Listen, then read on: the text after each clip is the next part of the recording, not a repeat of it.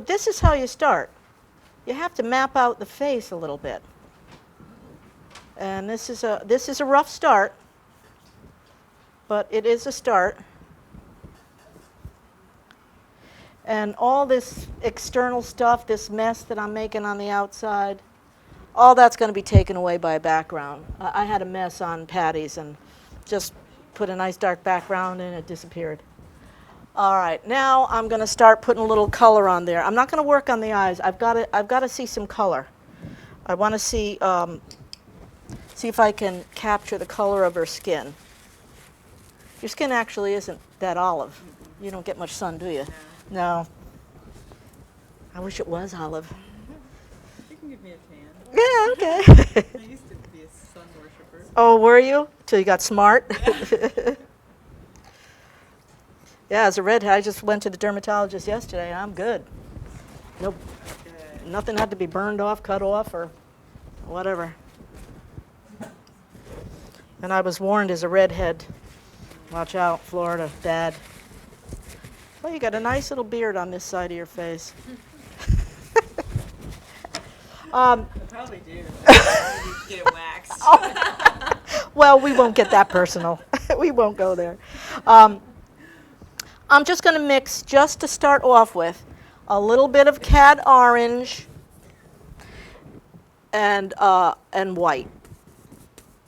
Just those two colors together make a decent skin, and then you go from there and put your other colors on.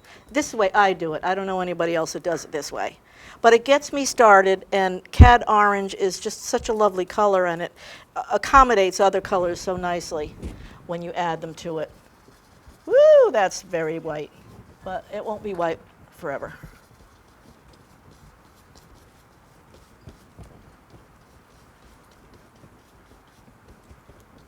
I've got your head much too wide.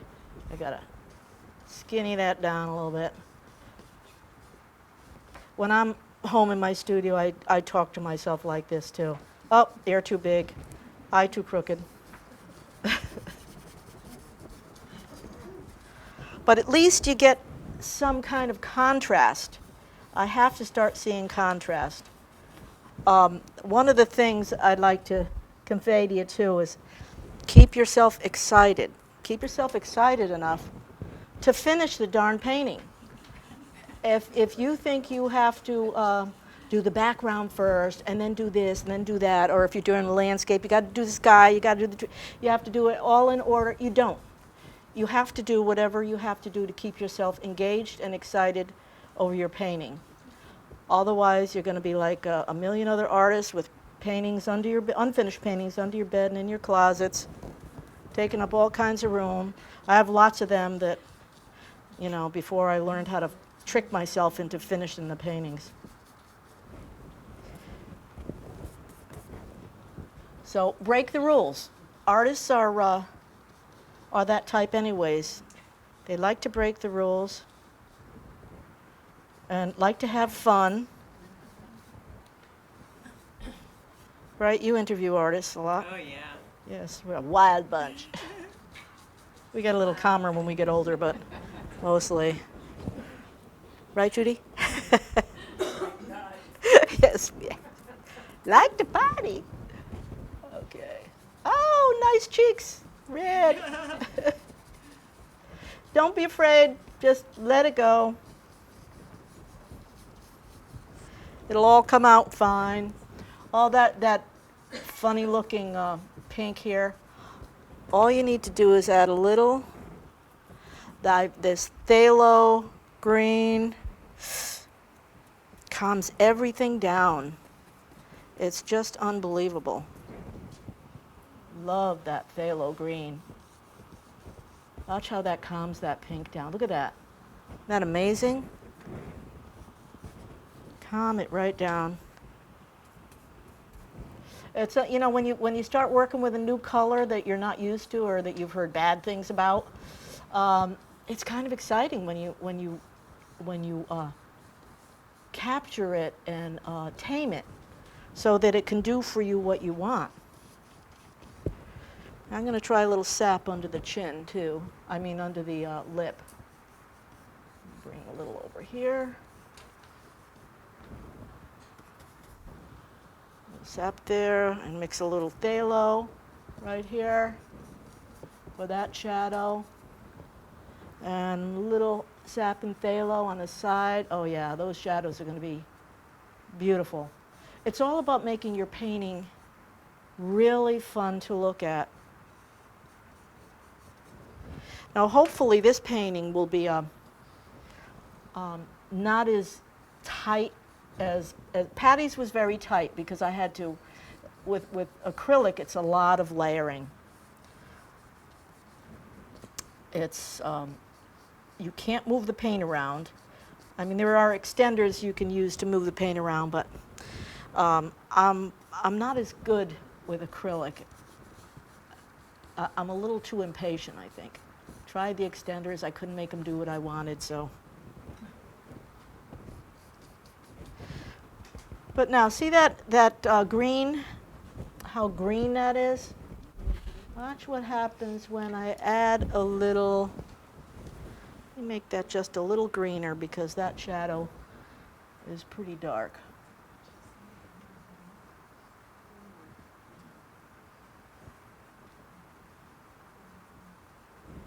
This brush is too small. I need a bigger brush. I keep wanting to go to smaller brushes, and you really need bigger brushes when you're doing a big portrait like this. Now I'll add a teeny little cad red on top of that green. Red and green makes brown. Watch that beautiful, rich shadow. See that shadow coming now? Look at the difference. And if I add a little, oh, that was, actually that wasn't cad red. Yeah. If I add, that was actually the wrong red. That was crimson. But the cad red on top of the green makes a beautiful shadow. Now, if I used brown out of the tube and white, you'd get a pink. It's just not pretty. Now I'm getting some nice shadow here. And I could take this, if it's too dark, and bring it all the way over to the side of the face to get a better shadow.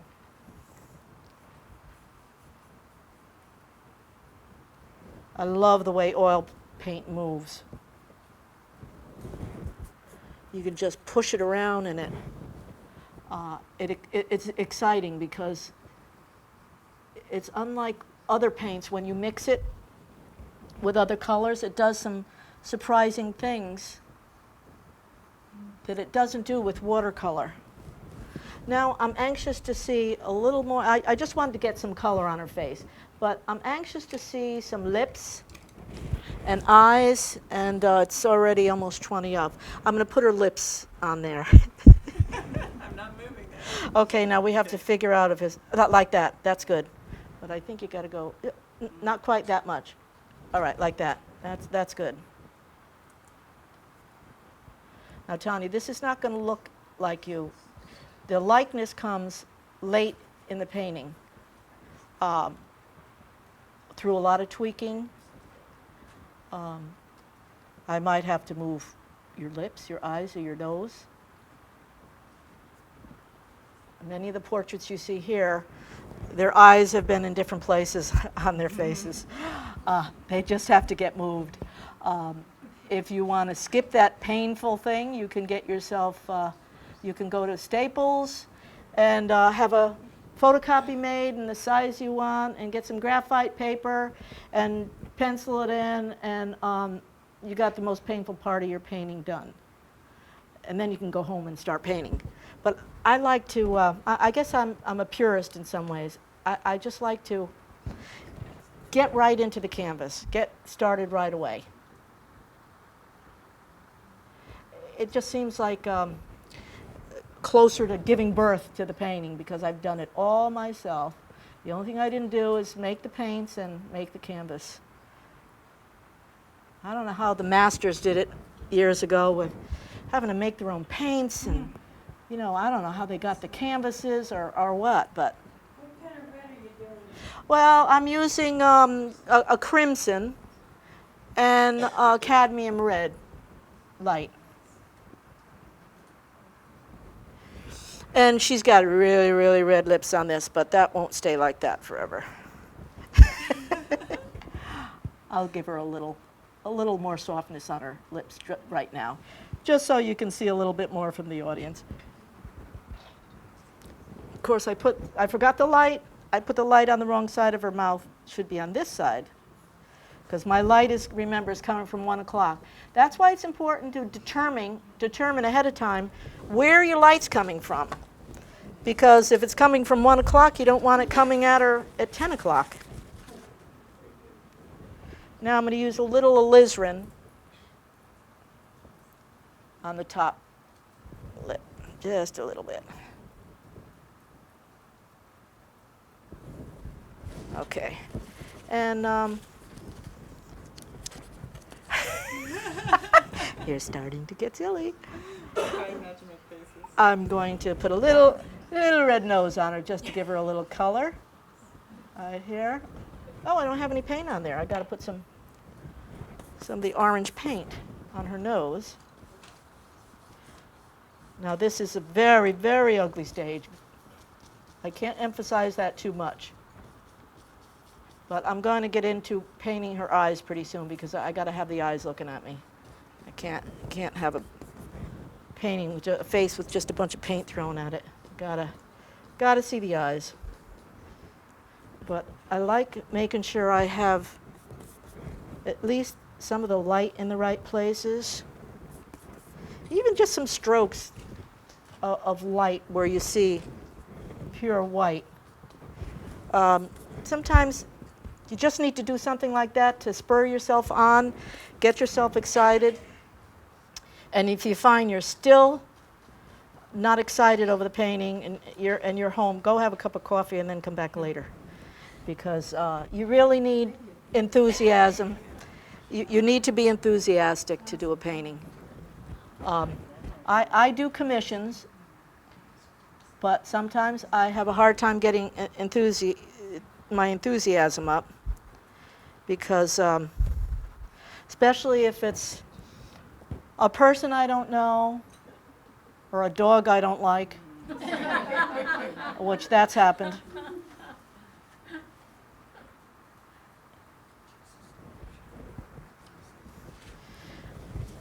But it's starting to get a little bit of life, and I'm starting to get a little excited. I think I need to. Sometimes you have to clean your brush between, if you're going to start using brilliant colors. Now I'm using a little bit of yellow and orange here, just under her nose, just to get a little bit of shape.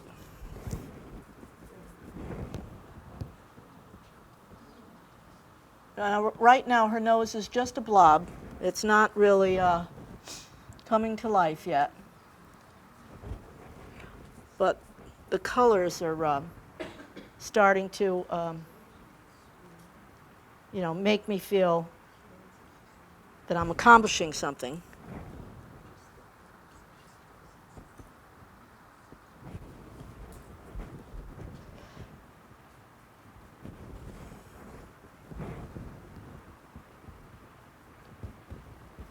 And I'm working my way over to her eye. I'm going to put a little bit of lavender over by her bottom lid. Pretty strong. I got to get rid of some of that. It's too strong. Oh, I'll just put some on the other eye. That's all. If you got too much paint and you want to match the other eye, just bring it over to the other eye. See, but that color is starting to excite me here. I like it. Now I'll put a little of this, let's try a little of this phthalo and see what that does. My newly discovered phthalo.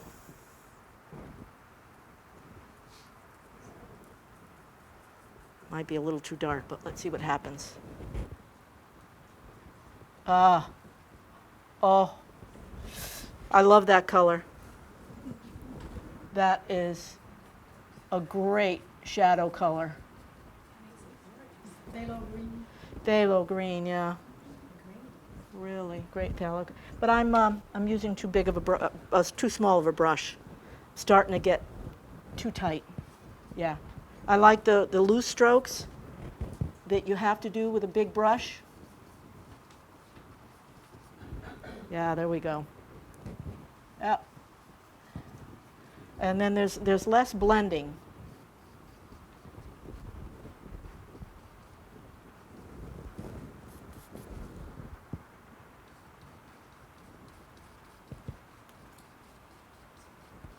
I hate when the model wants to see the painting and it's so awful in the beginning.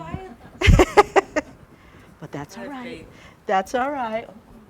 Well, I'm glad you do. Half the time I don't, and it just kind of comes together all of a sudden. I don't know what happens, like magic. Just gotta keep going. Yes, that's the thing. You have to keep going. You can't get discouraged. And if somebody in your household comes in and says, you know, you just didn't nail it, you just have to ignore them. Or divorce them, one. That's why Michelangelo kept a sheet. What? Maybe that's why Michelangelo kept a sheet over everything, you know. Well, you know, that's a good idea. He kept a sheet over everything. Yeah. I'll have to remember that. Okay. Now, when I do a portrait, as I start getting deeper in, I always look to see where the darkest darks and the lightest lights are. And with Tanya, of course, it's her pupil. And she's got a dark area right here under the right eye. And her left eye is almost in darkness. But the darkest darks, of course, are here, especially at the bottom, and the corners of her lips, and just a little bit under her nose. You can almost see one little nostril. But that's where the denseness will come in. Once I'm farther along on this portrait and I get into more detail, that's where I'm going to put the darks. And they're not going to be black. They're going to be probably Prussian blue. Yeah. I'm going to start the eye now, just so we can get a little bit of eye looking at me. Maybe I'll just fix this nose just a little bit so that the shape is a little better.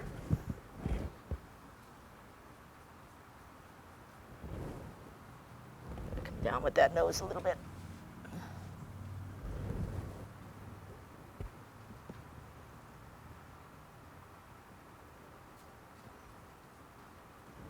Oh, I'm going to have fun with this portrait at home. Oh, Kathleen, whenever you want to, you can take a picture of Tanya for me. Forgot my camera at home. Probably standing right where you are, right? She takes it? Yeah, she'll come up and. This is me directing.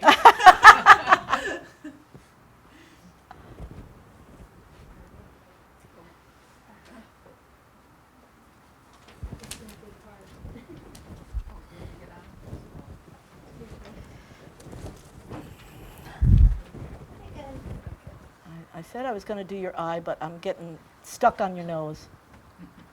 Just can't seem to. Maybe a little more green over here. That's what it needs. Stand right here where I was, Kathleen, okay? Right here? Yep. Over just a little farther towards me, I think. Yeah. There we go. That's good. Thank you. And make sure it's not blurry. That's all right. Okay. That's good. Thank you. It's good to have buddies. Okay, I'm going to do her eyes now. Got brown eyes, right? Mm-hmm. Oh, good. I could do the orange on the bottom. I love doing that. Okay, I'm just going to position her eyeballs.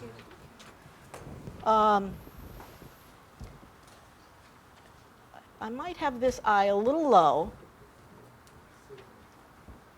I think your eyeball is probably about there. I think I got to come up a little bit. Yep, got to come up with that eye just a little bit. See, this is why you have to step back all the time and make sure you have everything in the right place. And you kind of have to break things down into shapes of shadows, you know, the distance between the eyes. Like you don't need a ruler. You can just use your paintbrush and measure from the eye to the chin, and then sideways. I don't want to get my, and you could tell that way if the length of her face as opposed to the width.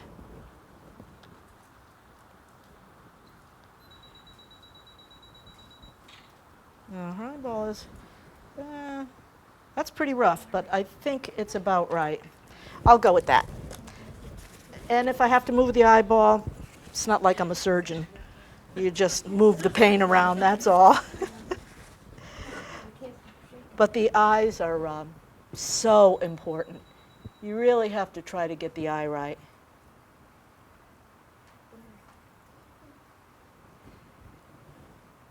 And it doesn't take much to start bringing the,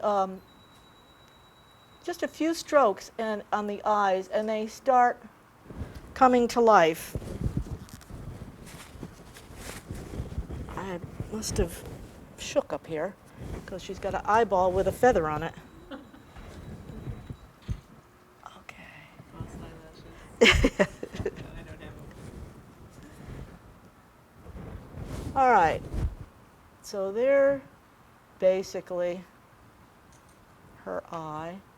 And one thing about oils, you can't really rest on this like you can with acrylic and some watercolors. But this back scratcher is a good back scratcher, and it's also a good maul stick. So you could lean on it and then steady your hand. And it also has a nice little hook to hook onto your canvas.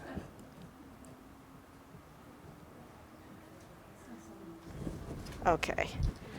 All right, now I'm going to start making these eyes look a little more realistic. Right now they look like an alien, but it won't forever. I'll try this brush. This one. I just want to get her top lid. And for the top lid, I'm going to have to use a little bit of chirp to loosen the paint up. And the eyes always call for a maul stick, because you really can't make it too impressionistic.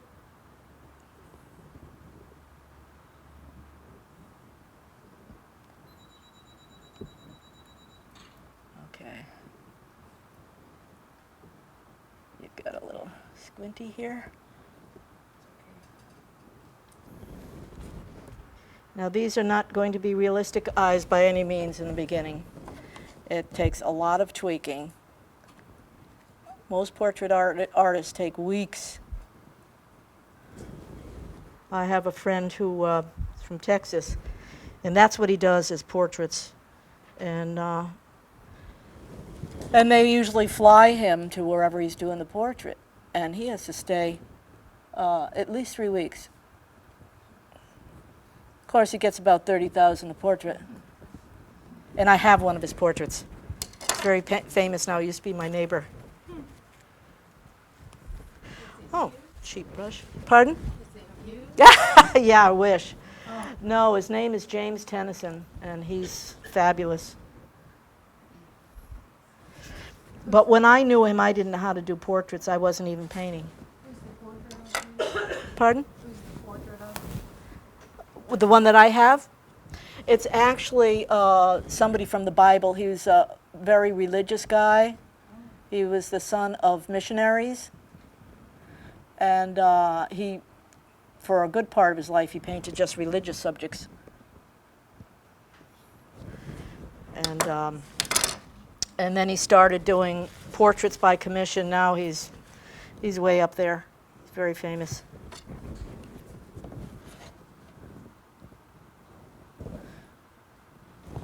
Now, these aren't her eyes by any means, but it's a start. And I want to get her the glow in her brown eyes. And, you know, that will not finish her eyes for me.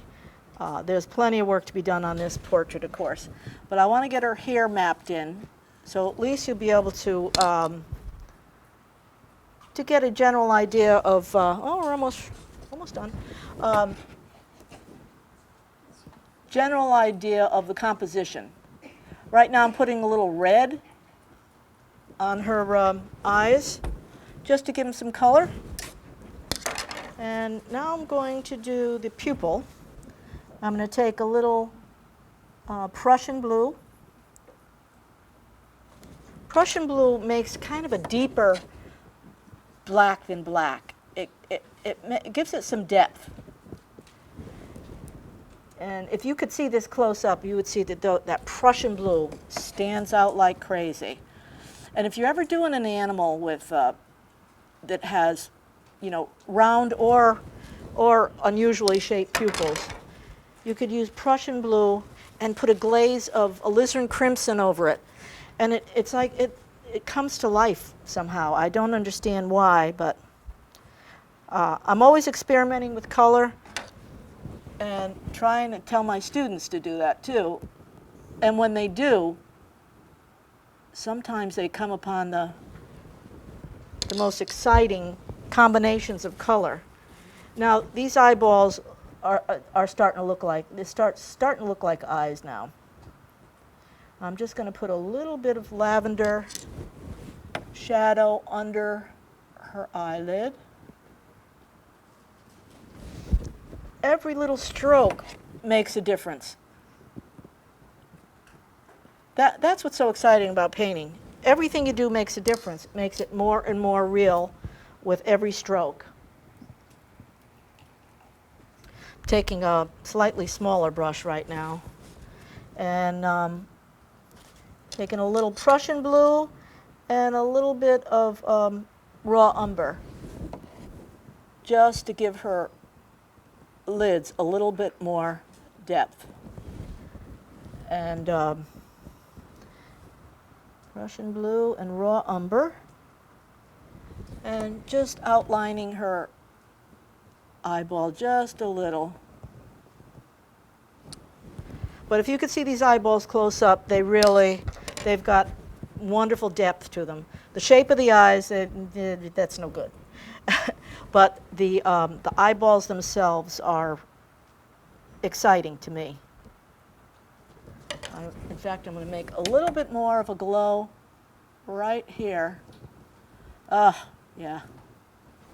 Yeah, that's what it needs. Whew. Okay, I'm going to map in her hair real quick, just so you can get an idea of, oh, this is a nice big brush. I'll use this. So you can get an idea of the composition. I'm going to use a little black and brown.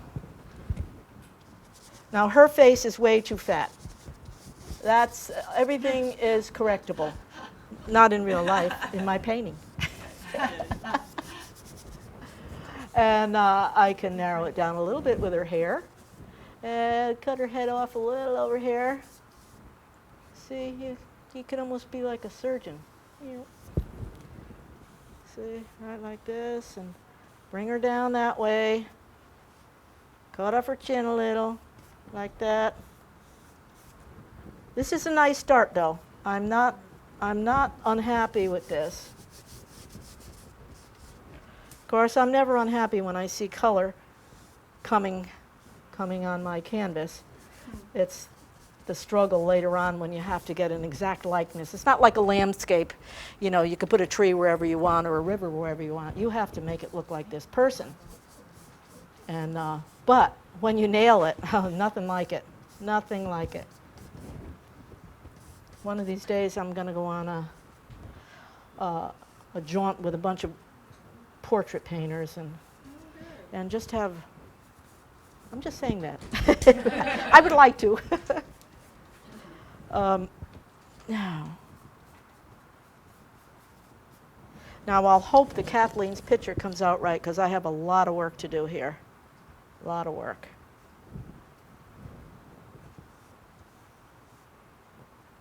But I think this is going to be a very nice portrait. Just put it right under your chin here. Oh, I love that color. Woo! Oh, beautiful color. Now, if I could make it look human, that would be good. Yeah. Surreal. Oh, look at that green. Ooh. Now take a big brush. Oh, that's a beautiful, isn't that a beautiful color? That'd make a nice scarf. But it's not a scarf, it's her shadow, so I got to do something with it. Oh, that's good. Little red. Oh, see? Nice shadow. It's turning into a shadow color. Yeah. That's okay. Oh, your chin isn't this big. Cut that down a little bit.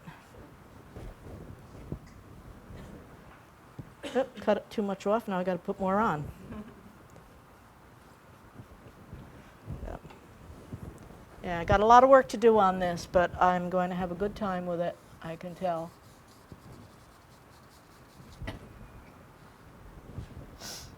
And I think I'm going to use phthalo as the background. Good. I like you. Do you? Yeah. Oh, good. That's going to play very nicely against your skin. Look at that. See how that phthalo just takes over? This is why people hate phthalo. Because once you put it on something, it dominates it. You can hardly control it, but I've learned how to control it. So you just control it with a little orange. Watch. Calms it right down. Slows it right down. Now, this phthalo, I'll probably bring it out and I'll have a lighter phthalo coming from here from 1 o'clock. In fact, I'll put a little phthalo in her hair just to get some light. And it also ties the color in the whole portrait. Let's see, oh, I got your part going the wrong way.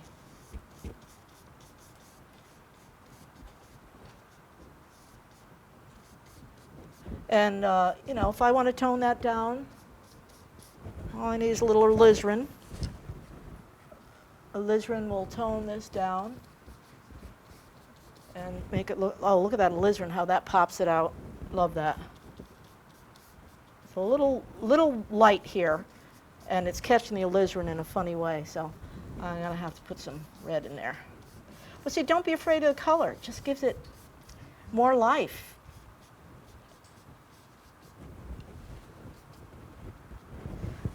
Let's see if I can get a little more of that phthalo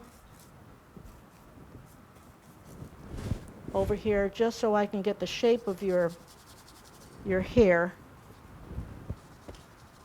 See, once you start putting a background in and try to shape your subject a little more. Yeah, your chin is a little more square than what I have here, and that's very easily correctable. But if Kathleen's picture doesn't come out right, I'm going to have to come and get a picture of you. All No pressure, Kathleen. right. Okay, let me just get the shape of your face a little bit better than this.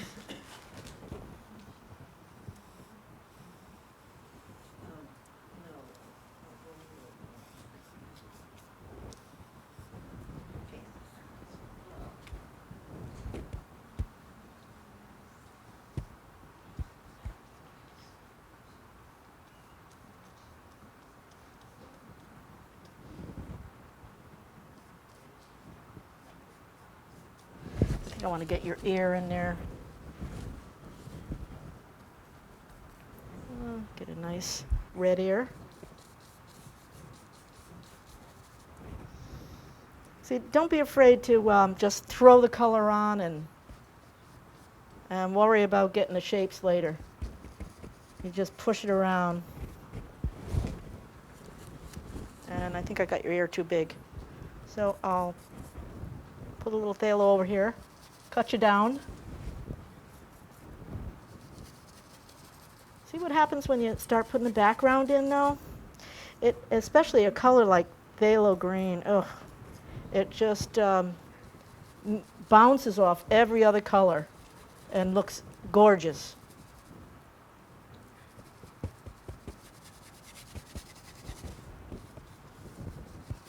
And especially if you have a little darkness around it.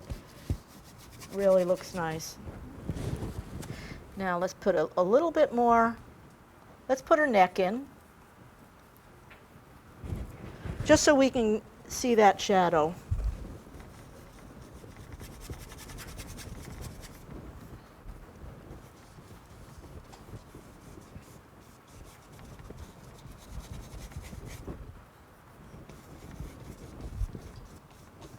Now this is very rough. I would shape this shadow much better and color it much better, of course. And I just want to get the color of her blouse. It's a blue. It's really blue. I'm mixing ultramarine blue and a little phthalo, I believe. I think that's, no, it's cobalt. Yeah, that's pretty blue. But it's a nice blue. It's going to look nice against the, I think I got your shoulder too big. See what happens? You get something too big, you just reduce it with the background. Okay, don't be afraid. Oh, these colors are going to be nice.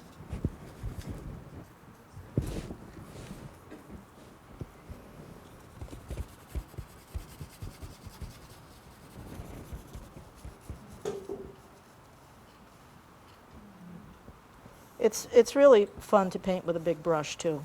It gets you kind of out of your element.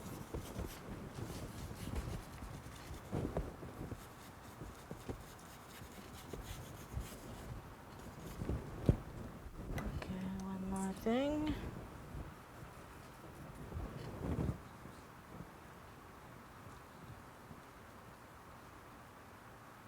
Your lips kind of turn themselves down.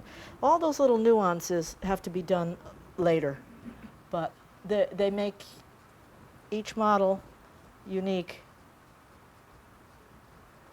There's all kinds of play that I'll have to do in the corner of the mouth there, both sides darker there, and you have a nice little Marilyn Monroe mole over there. And there's a lot more shaping with the eyes and the nose. But that's about all I'm going to do for now, folks, 10 after, but thank you. I would like to show you, for the benefit of my videographer, too, the portraits that I've done so far. And I'm going to hold them up. Bob, you're going to direct me the way you want. This was Guido Costa. This was the first one. You want me to go over here, Bob? Like this? This is Guido Costa. Is he here? Hey, Guido. Guido Costa without an ear, because I didn't finish him. When I do my portraits, I put this little note on it, and I put it on my kitchen counter. And when I walk by it for a few days, I either say, oh, man, I nailed that, or I say, oh, I got to move the ear, or the eye's too big, or the color's wrong. And I put this right in front of the portrait and write down whatever comments. And, you know, I ask my husband to do that, too.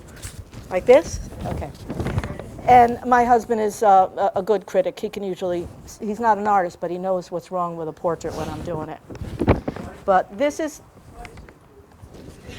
so there's the man, Guido Costa. You are difficult. No, you were easy. And he was a good model.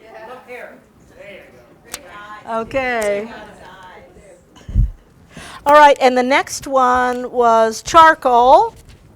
And this is Norwood Stanhope. Sorry, Bob. This is Norwood Stanhope. And Norwood, are you here? Oh, not very observant, sorry. Okay. And this is black and white charcoal. And I put him in a beret because he's a fabulous artist. Okay. Okay. And the third one was pastel. And this is Noah Lavender. He's the nephew of one of our members. You know Noah?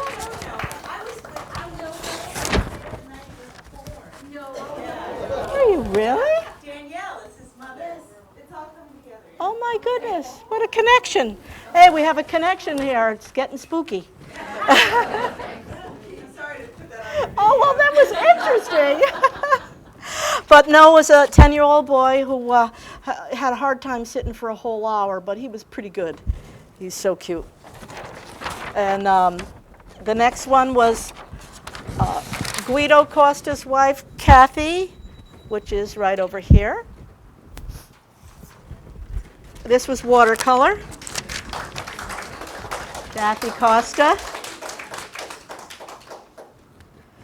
And I had a few problems with Kathy, but not with her, but with the painting. Just a bit and look at me. Thank you. I should have had them hold them up next to him. And the next one was Patty Goines, which this is at an angle, so you really can't see it good. And this is acrylic, and that's Patty right there. Patty, want to stand up? That's Patty. Yeah.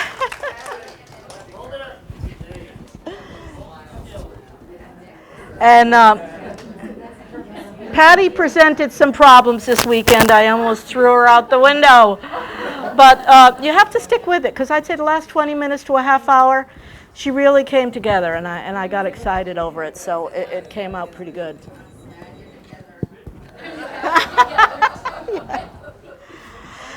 Well, thank you for coming, and you all have information. Oh, and our donation jar. Claire is holding up our donation jar. These demonstrations are free, but I hope you help us out with our scholarship fund.